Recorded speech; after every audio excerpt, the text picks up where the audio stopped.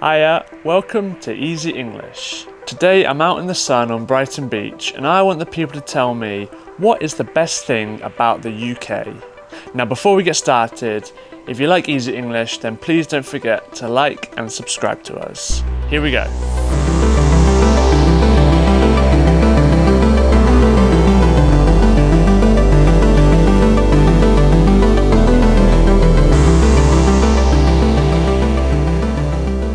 Okay, so yeah, tell us what is the best thing about the UK in your opinion?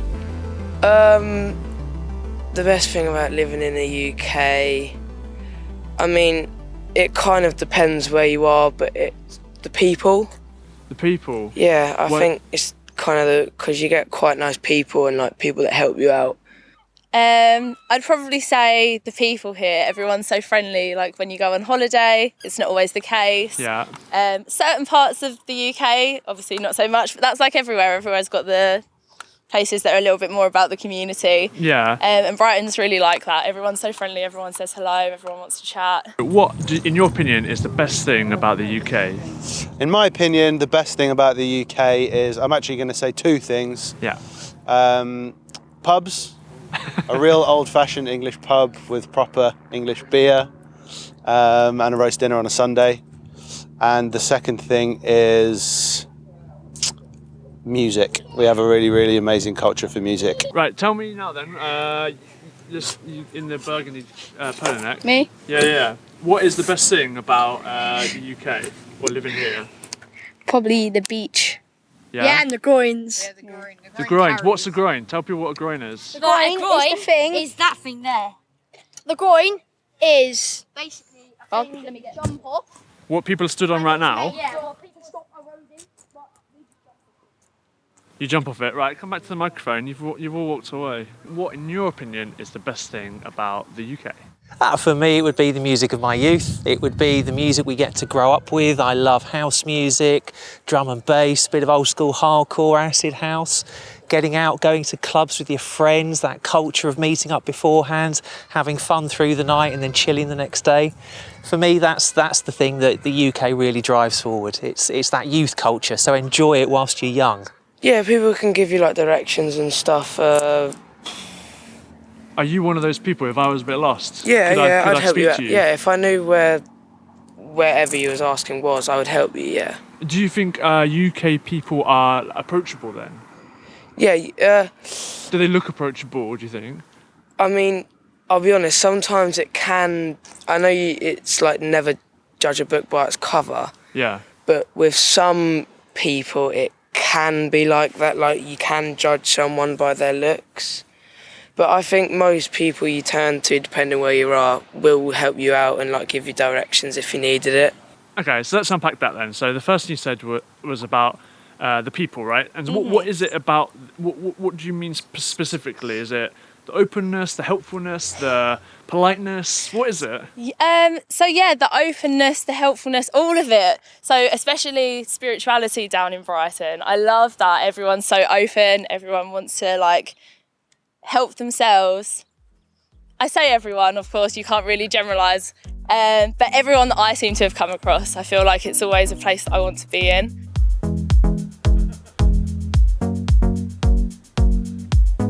Do you know what this guy meant when he said the phrase, not to judge a book by its cover? I know it's like never judge a book by its cover. Well, you would if you became a member of Easy English up here. Now, for just €5 a month, you could become an Easy English member and get learning extras such as a worksheet which can help you learn certain phrases as this. Now, these worksheets cover phrases, idioms, slang, and also the more advanced British English vocabulary. So click on the link above to see how Easy English can help you improve your English today. So the first thing, what is a typical, did you say traditional English beer? Yeah, traditional. We'd call it, I guess, an old man pub. Okay, and what kind of drinks are those? So if people are looking for them. English beer in old-fashioned English pubs usually is not fizzy, like most beers are around the world. Usually not that cold either, just a little bit cold rather than very cold. Yeah. But the flavours can range, and sometimes they're very light colour and sometimes they're very dark colour. And this is like a cliche, because I think a cliche of the English, other than like bad teeth, all this stuff, is that we drink warm, flat beer. Mm-hmm. Well, what is so good about it? Because I think people kind of put off by those two descriptions of this beer. What's so good about warm, flat beer that's better than the fizzy? Well, don't get me wrong, I like the fizzy, I like a fizzy lager as well, but I think I don't know. There seems to be just more variation in flavour, and you're never quite sure what you're going to get. And it's often much more local as well. Like usually those beers will be from what particular area you're in, rather than them being beers that you can get anywhere in the world. Okay, so you're kind of representing. Yeah, I think so. Or helping your local brewery in a way. Yeah, I think so. And is there a place? Because maybe like people think about, like Guinness is like I know it's not like a beer, but I guess it is a beer, sorry, but a stout. It's stout, not yeah. like what you're talking about. I think you're talking about more ale-y stuff. Yeah, yeah. People, imagine we just drink that constantly, but maybe there's a time and a place, or there's a certain circumstances where these beers are meant to be drunk. Well, for me, it would often be on sort of a.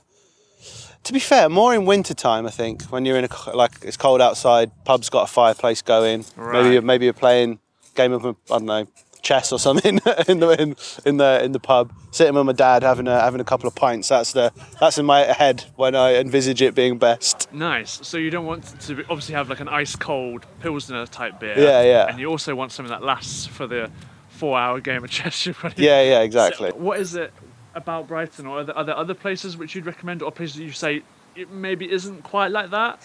I think it depends what sort of vibe that you like. In London, it's a very busy lifestyle. It's like the hustler lifestyle. Everyone wants to be like here, there, everywhere, and making it into like the top places. Right, yeah. In Brighton, people still are like that, but it's a lot more laid back. It's a lot more like everyone goes at their own pace and they're on their own journey. And I love that for here, because that's the kind of person that I am. But are Londoners approachable then? I would say no. No. People don't really go, oh, hey, how are you in London? I walk past people on the street, especially with Blue, and they all want to come over and cuddle and say hello and ask me how I'm doing and like what's going on in my day. And I'm the same with everyone else, because we're social beings. Like, we're meant to talk to each other. We're meant to like connect. Okay. But not everyone is like that. And I found in London it was a lot more like keep your head down, like don't really talk to anyone, do your own thing. So they're not approachable maybe as much in London. Yeah. But what if, let's say, you tripped over the step on the underground? Would someone help you out? I feel like they would. Okay. Yeah. I don't know. That's never really happened to me, so I can't like assume. But everyone's lovely, I'm not saying that like one area is better than another area, but just in my experience, people seem to be a lot more, approachable here. Yeah, for sure. And what was this, when you say the music of my youth, what era are we talking? So we're talking like the late 80s, early 90s, that thing that took me out of disliking my parents' music to and finding my own music, finding my own tastes. Right, the gateways. It went from ABBA to beats, to bass, to repetitive beats. The government tried to ban repetitive beats in 1991. Is that right? Yeah, it's the No Repetitive Beats. It's the Criminal Justice Act. It wasn't called No Repetitive Beats well, but that was part of it. Okay. They banned playing repetitive beats in public places to try and stop illegal raves as they were happening at the time. Is that right? Yeah. Okay, so enjoy your culture whilst you can. Well, let's say, can you give me an example of if someone was looking for house music? Yeah. Give us some really good, the top acid house or house bands, house music that you can look right now. Well, you're clearly out of touch because there's no such thing as a house band. They're all producers. But I'm looking back to the golden era when house music was at its prime. You rarely knew who the producers were behind them, and there was usually a very small group of producers. When you look back and you dig it out, you look at Omni Trio, you look at DJ Seduction, you look at many of the Dutch people. Anything on the R&S label from an old, early 90s period, you're looking at some absolutely banging tunes. But you won't often know who the producer is unless you really start delving into it. But steer clear of Calvin Harris and David Guetta, whatever you do. The second thing you said was bands. Yeah. Who's your favourite? Do you have any favourite British bands? I've got loads. I tend to like lots of music from the 70s and 80s. Right. I like Led Zeppelin, for example, and The Who, Black Sabbath. Nice. Even going back to the Beatles as well. That's the golden age, I think, for for British music. Nice. But there's lots of good, more recent stuff as well. Like even, well, I say recent, Arctic Monkeys, for example, still not that recent now, but there's lots of bands like that are more recent too. Yeah, nice. And then last question, what, if you have anything, what is maybe the worst thing about the UK? The worst thing about the UK is how dark it gets in winter. Okay, Yeah. when you go to play chess and have your... Yeah, exactly. your flat Yeah, warm there are ale. some benefits to it, but like when it's today, because I live just down the road in Brighton, and days like today are very amazing. But yeah, when it's getting light at 8 a.m. and getting dark at 4 p.m, it's not that nice. I'm a DJ myself. I do it in my bedroom. Oh, really? Yeah, or my front room now, to be fair. I've progressed from bedrooms to front room DJing. Yeah, so, you know, it's great fun. When you can't take it out with you anymore, you take it home. Thanks for watching this week's episode. Let us know in the comments below your favourite thing about the UK, if you've been, or if you haven't been, about your respective country. And we'll see you next week. Ta-ra! What's the worst thing about living here? Nothing. Tim.